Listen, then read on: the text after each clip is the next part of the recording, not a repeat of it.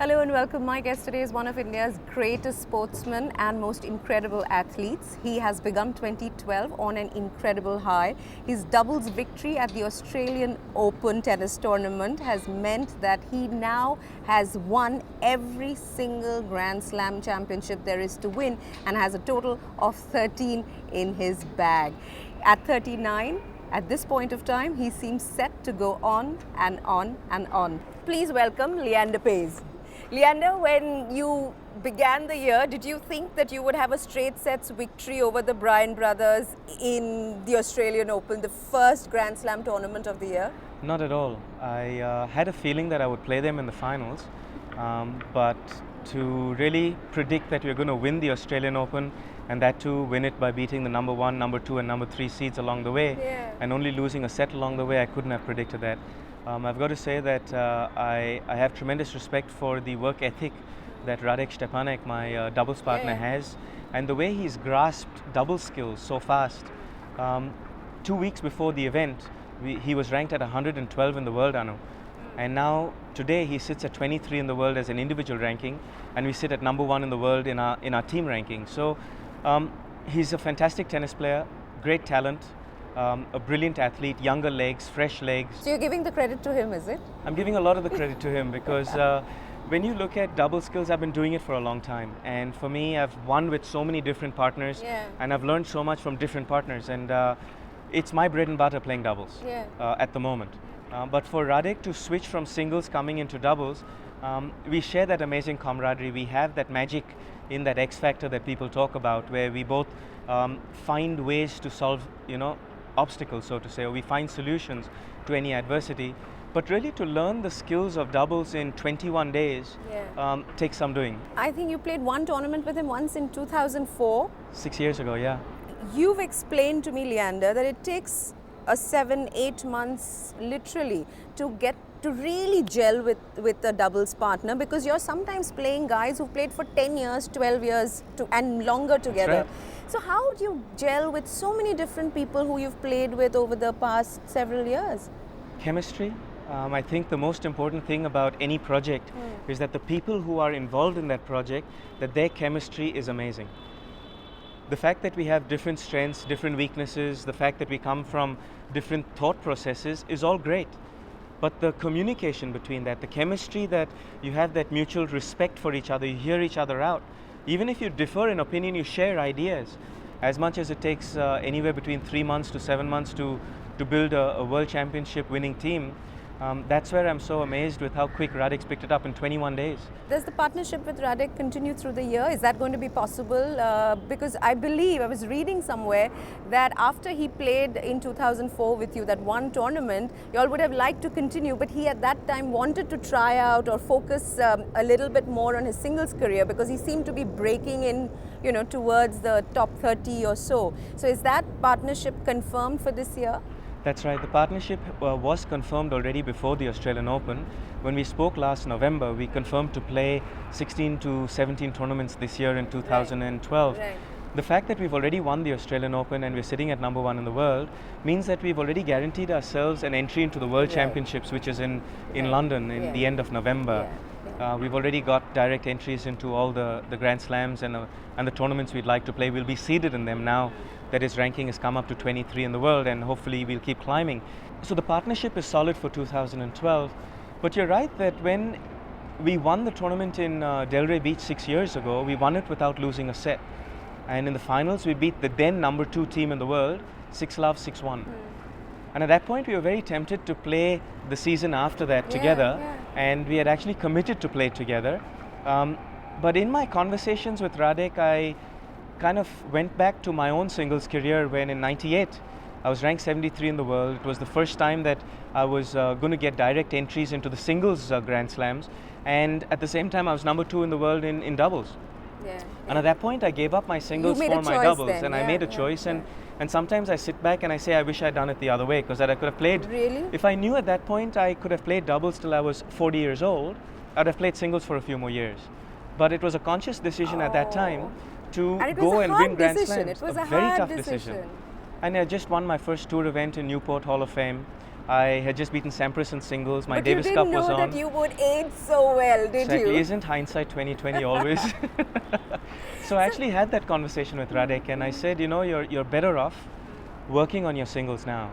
Don't make, one of the mistakes that I made where I gave up my singles that early to do my doubles. Go play your singles, and I'll probably play for a few more years, so we'll get to play again. And it's amazing, 6 years ago, I didn't know whether I would really play that long. But I said that because I figured that was the best for his career. And if it wasn't me, I knew he could win doubles tournaments with other partners. Leander, talking about partners, your most talked about partner, of course, over your long playing career has been Mahesh Bhupathi. You got together with him after that famous long split in 2011. You didn't win anything. Or did you win anything? We won the Chennai Open, we won Miami. Yeah, but you didn't win the big ones. We got to the finals of the Australian Open, but that was it. We didn't win a Grand Slam in 2011. And then when I say you, I mean you took a That's conscious decision to sort of, combine with other partners again. Why did you experiment in 2011 with Mahesh? There must have been a reason, because it was just a year ago. At that point of time, I wanted my friendship back. I think that Mahesh and myself have great respect for what we've achieved together. And through all the murkiness that has probably been written about or spoken about, there's an underlying respect that we have for what we've achieved together. Interestingly, that I've won more Grand Slams with Czech partners than I've won with Mahesh and myself. Yeah. And at the same time with Lucas Lohi, I have won 2 Grand Slams and been in 2 other finals. So one's achieved, with so many other players, but that Indianness is what really brings us together in India. 2011 was a good year, it wasn't a great year. For me, at this stage in the game, I enjoy winning Grand Slams. That's what I work for. That's what I wake up every day and I push my body and my mind to do. I have other things that really take my time that I enjoy doing. I have a family that I love being with. But if I'm going to spend the hard hours away from my family working towards my tennis, then I want to win Grand Slams. Then I want to achieve something that I've not done in my career before. So in that regard, I felt that both of us needed younger partners. We needed fresher legs. We needed someone to motivate us to play more tournaments. Last year we decided to play a lot of tournaments together, but invariably we would cut our schedule short because either one of us did not want to kind of push each other to go out there and play. So that's why you then decided in 2012 to start with new partners, right? That's right. We both needed fresher legs. That was my idea behind it. So I get that rationale and how that's worked out. My question is, why did you go back to trying out the partnership with Mahesh again in 2011? What made you want to give that a shot again? What did you want to explore there? I think it came full circle. I think that the friendship came full circle. I think the tennis came full circle, especially in the beginning of the year where we started really well. And the friendship revived, and therefore you decided to give the tennis a shot again. Is That's that right. the way it is? The friendship was coming back together. The respect was always there. We came back on the court and we won Chennai Open for the 5th time. We got to Miami and won there, did well in Australia. The beginning of the year was great. But then after that, our physicality fell apart. We went through 6 months in 2011 from winning Miami till about Cincinnati. We went through 5.5, 6 months of not winning a match. We lost probably one match we won in the French Open. We won one match in Wimbledon, lost in the second round of both of those. Rome we lost early. Madrid we did not play. What does it feel like when you lose consistently? I hate losing. I really hate losing. For me, I think that most competitive people say this. We hate losing more than we love winning. You haven't really committed on the Olympics in the sense that we know you're going and we know it brings out your best, but what is the preparation and really who will you partner? That is the big question. How soon will you know, even if you can't tell us who you'll partner? How does this get decided? One is it's not my decision to make, because that's the AIT's decision. Two is that I have to focus on keeping myself ready. It will be different if I play with a different partner. Depending on who I play with, my personality, my game has to evolve to that to enable to give us a chance to win a medal. But at the end of the day, I've got to be at my best. So playing at the higher echelons of the game, to be winning Grand Slams, to be winning Master Series events, to going out there and competing against the best in the world and staying healthy and fresh. That's what you can do.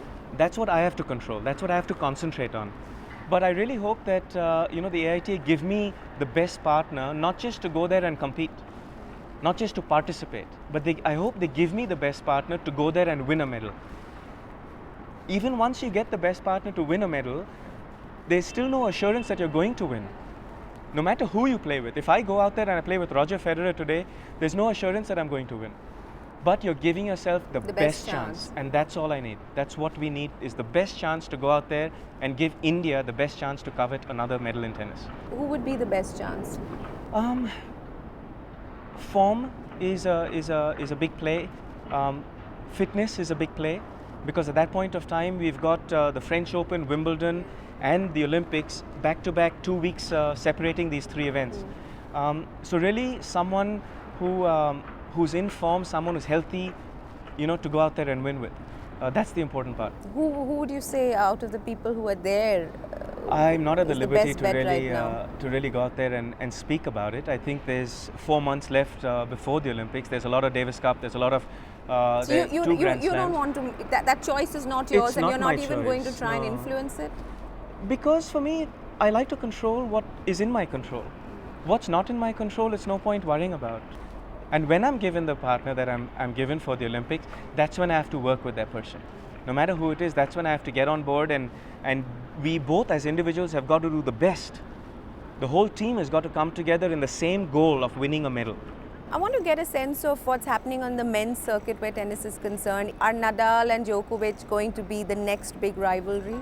They are already the current big rivalry. They're not the next big rivalry, the current big rivalry. Yeah. And if that 5 hours, 43 minutes or whatever doesn't prove it, then nothing can, isn't it? They've played some amazing finals and amazing matches together. The US Open, now this Australian Open, to me was an epic. And a lot of people really believe that it's going to take about 7-8 years from now for this final at the Australian Open in 2012 to sink in. But to me, really actually watching that 4th and 5th set especially, it had all the makings of one of the greatest matches ever.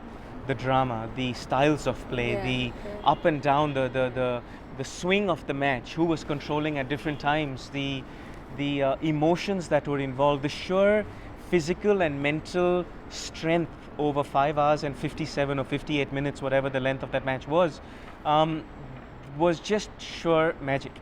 And at the prize ceremony at the end, you saw both of them hanging onto the net, and finally they brought them chairs, thankfully so.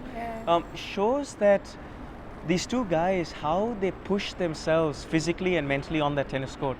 I think that the competition in the men's game of tennis today is amazing. It's unbelievably fierce. And tennis being an individual sport, you see very distinct different styles. Roger Federer is the classic copybook artistic magician. Rafa Nadal is that very Spanish toro kind of bullfighting arena, kind of slugfest, a hard work kind of story. Djokovic, he is a mix of a lot of things. He has so much diversity in his style of play, in his shot making. And against some opponents, he's very aggressive. Against some opponents, he has an amazing defensive game, like against Nadal. Against some opponents like Andy Murray, he shows you artistic skills that you would normally only expect from Federer. So to me, Djokovic is one of the most complete players of this era. I think that... Who were you rooting for in that final? I was hoping for an epic match and I got it. I played my mixed doubles just before. Not even an hour before, isn't it? Half an hour before that. And by the time we finished with all our responsibilities and duties, I only got to watch the 4th and the 5th set. And they were the two best sets. It was phenomenal, with Nadal up 4-2 in the 5th set. And he had that backhand at 15:30. I thought he was in command.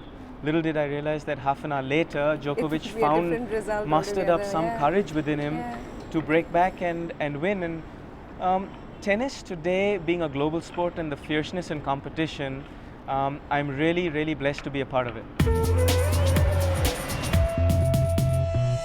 Leander, let's talk about the other things that preoccupy you these days. That's the movies. What is happening there? Because I know you're shooting now, isn't it? Yes, I've been hands-on for 2 years with my graphic novel. It's something that I've poured my heart into, and I got a great director and some great people who have worked behind it. I've got a great publishing house who have just bought it up, and they're going to publish it throughout the world. And The project's been really fun. The creativity behind making film, or the creativity behind a graphic novel and projects like this, is so vast and so beautiful. It's something that's captured my mind. I've loved working on this graphic novel. It's complete, I can say that, after 2 years. It's ready to go. I still don't know when we're going to launch it. That's a decision that the production house and my director are going to make. But I'm really looking forward to it coming out. I'm really excited because it's a fun project. It's something I've really poured my heart into. And once that's done, then the making of the movie with that will start up, and I'm really looking forward to that next. But you are doing other movies also. Yes, That's I what am. one gets to read. I'm halfway through shooting one movie, and my first day on the sets were really tough. They got me to do a laughing scene, which is actually really hard, a lot harder than what you would think out there. I had to cry the same day, and I had to hit someone on the same day. So doing those 3 things on your first day at set were really hard. I'm curious, for someone who doesn't like losing, for someone who looks for excellence and perfection, the movie business is a big risk, isn't it, for you? I think, and how are you going to negotiate this? Because it's a completely new ball game. And here you are, an icon, one of our greatest sportsmen, trying out something new where you put yourself again in this vulnerable position because we can judge you, isn't it? How are you negotiating this? It's a great risk. It's a very vulnerable position, but it's a lovely position to be in. I think that people have been judging my tennis expertise ever since I started. People have been judging my fitness, my age, my passion, my credibility with my tennis right throughout my whole career. And I think that judgment never stops. That's part of what we deal with this modern life that we lead. If you look at my actual win-loss record, ever since I started playing to now, yes, we document I've beaten 27 Grand Slam finals. Yes, I've won 13 Grand Slams. But I can guarantee you the win-loss in any professional's life will be less than 50%. Win-loss in any professional's life. But even if you win only 30% of what you do, and you create magic only 30% of what you do, that's a huge number when you look at someone entertaining their fans for 40 years. So for me, really, it's about not concentrating on failure. It's not worrying about the brickbats, not worrying about an empty theater, which I've thought of, only one person in the theater watching my movie. It's more about creating magic. And the journey to create magic is a lot longer than the euphoria of a triumph. So if I enjoy that journey and I partner with some great people who create magic in their own way, even if I only do 5 movies in my whole career, but each one of them is unique and special in its own way, and a success in its own way, it's a job well done. Leander, you're used to doing jobs well. Sometimes. So when the movies come out, I hope we're going to be saying it's a job well done. But if nothing else, it's just the energy to try new stuff that's so exciting. So I wish you all the very best, Leander. Thank you.